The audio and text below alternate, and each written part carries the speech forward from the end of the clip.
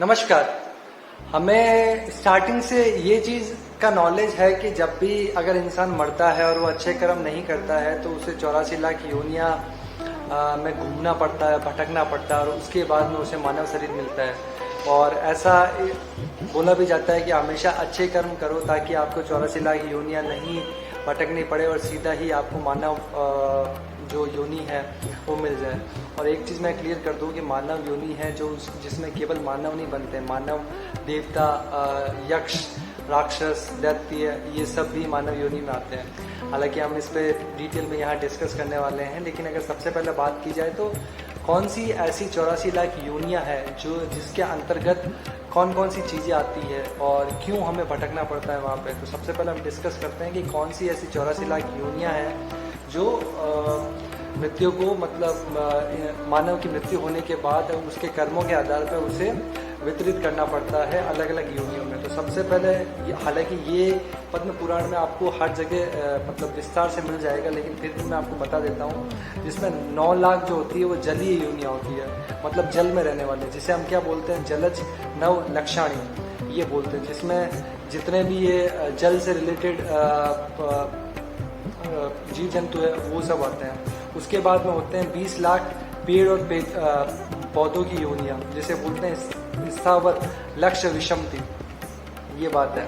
उसके बाद में 11 लाख सर्प योनि होती है, सरी सर्प योनियाँ जिसे बोलते हैं, और उसका नाम है कर्मी और रुद्र संख्यक। और उसके बाद में 10 लाख पक्षी की योनियाँ मिलती है, जिसे बोलते हैं पक्षिणाम दक्ष लक्षणम, ये होती है। उसके बाद में 30 लाख स्थलीय पशु की योनियाँ होती है। स्थलीय पशु कुछ भी, शेर, चीता, मतलब भैंस, ऊंट, जो भी, तो ये इन्हें बोलते हैं त्रिंसल लक्षानी पशु।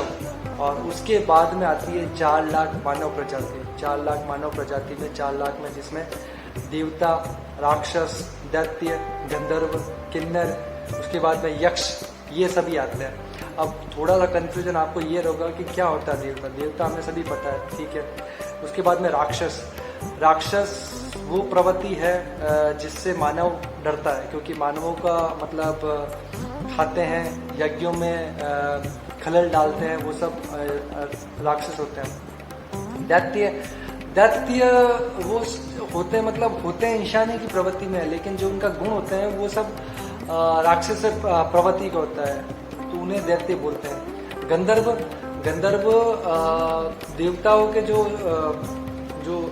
क्या बोलते हैं, देवताओं का जो शासन होता है उसमें बैठते हैं गंधर्व। और मेजरली इनका जो इंग्लिश में अगर बोला जाए तो डिपार्टमेंट जो होता है वो संगीत के रिलेटेड होता है, म्यूजिक के रिलेटेड, उन्हें हम गंधर्व बोलते हैं, ठीक है।